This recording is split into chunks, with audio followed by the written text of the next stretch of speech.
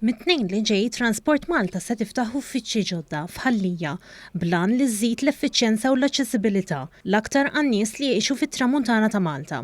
Il-Kap Eżekuttiv ta' Trasport Malta Joseph Buġejja qal li l-uffiċċji ġodda se joffru ħafna mis-servizzi li sal-lum il-ġurnata jingħataw biss mill-uffiċċji li għandha f'Raħal Ġdid.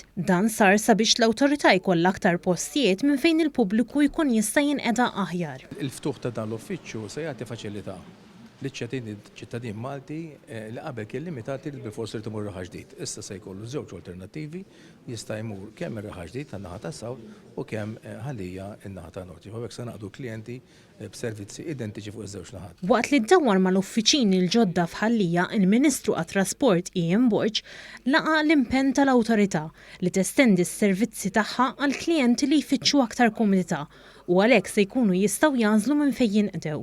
Importanti għaliex l-awtorità mhux biss ħadd kompletat is-servizz tagħha l 500 persuna li jersu l-qudiem għal diversi servizzi relatati mal-karozzi mal-vetturi u x-xufiera li suqu f'dal pajjiż imma wkoll ħadd tkun qed tagħti dak is-servizz eqreb lejn ċittadin eqreb lejn il-komunità li għandek servizz minn Ħallija li huwa post ċentrali u servizz li huwa fis-Sawt dak ta' Raħal Ġdid li diġà minn hemmhekk għandek numru ta' uffiċjali jagħtu servizz ta' eċċellenza ta' kuljum. Intant mistoqsi minn One News dwar l-attakk mill-Partit Nazzjonalista fuq il-proġett tal-flyover tal-Marsa, il-Ministru Borg wera l-fiduċja sħiħa tiegħu fil-ħaddiema Maltin u barranin li qed jaħdmu fuq dan il-proġett. Bl-ardir kollu joħroġ kritika lill gvern u jgħid li sfrundat il-flyover meta fil-verità jiena meta tkellimt ma' nies tekniċi anke ma' nies ta' infrastructure Malta li tant qegħdin imexxu dan il-proġett b'tant galbu kien spjegat li kif hemmhekk hija l-post fejn ħajkun hemm expansion joint u bażikament ser ikun hemm saff ieħor ta' asfalt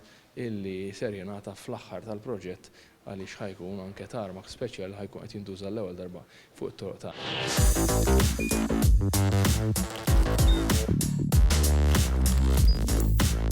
Idħol fuq one.com.mt u hemmhekk tista' tara l-programmi kollha li jxandru fuq One permezz ta' One Play.